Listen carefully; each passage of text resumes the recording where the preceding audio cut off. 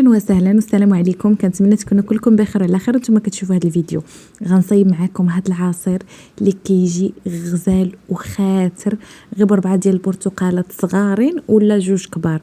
خرجت كميه وفيره 2 لتر ديال العصير، واهم حاجه بنين بنين بنين وطبيعي، ما تشبعوش منه. ضروري خصكم تجربوا هذا العصير حيت كيجي غزال. ونبداو اول حاجه على بركه الله. وإلا كنتوا اول مره كتشوفوني فضلا وليس امرا اشتركوا في القناه وفعلوا الجرس باش هكا يوصلكم كل جديد، وخليوا لي شي تعليق وديروا لايك الفيديو. الله يسهل عليكم كاملين. ناخذوا حبه ديال الجزر تكون بحجم تكون شويه كبيره، وغادي نقطعوها دويورات وغادي نديروها في الكاسرونه. من بعد غادي ناخذوا 4 ديال البرتقالات صغار اولا 2 كبار. غادي تحكوا القشور ديال 2 برتقالات وحدين، تحكوهم وغديروهم على داك خيزو في الكاسرونه. وغادي تاخذوا البرتقالات ديالكم وغادي تقشروهم. حاولوا انكم تقشروهم مزيان مزيان، تحيدوا لهم هذيك القشره البيضاء اللي كتكون من التحت حيت كتطلق المروره. خذوا شي مصماضي وقشروهم بهذه الطريقه كيف ما كنقشرهم انا، وحاولوا تحيدوا حتى داك البيض. انا في الاخر غادي نحيدو باش ما يطلق لكمش المروره في العصير ديالكم.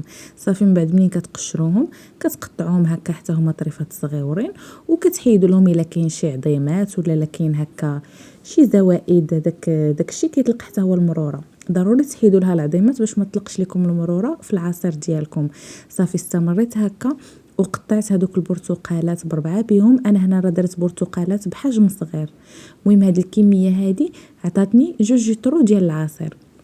صافي ودرتها على داك خيزو وداك القشور ديال البرتقال. درت داك البرتقال حتى هو ودرت عليهم لتر ونص ديال الماء، وخليتهم حتى تسلقوا وتسلق ليا خيزو. ودرتهم في الخلاط الكهربائي ودرت عليهم التمر. انا هنايا درت 14 تمره، وانتم تقدروا ديروا على حساب الكميه ديال الحلاوه اللي بغيتوا. ما بغيتوش ديروا التمر يمكن لكم ديروا السكر فعاود التمر. المهم انا هنايا درت عصير طبيعي وصحي 100%. صافي من بعد خديت دانون بالمذاق ديال البيستاج الفستق. هاد الدانون هذا عطاه واحد الختوريه خطيره وعطاه واحد المذاق خطير. خصكم ضروري تجربوا هذا العصير ما تشبعوش منه.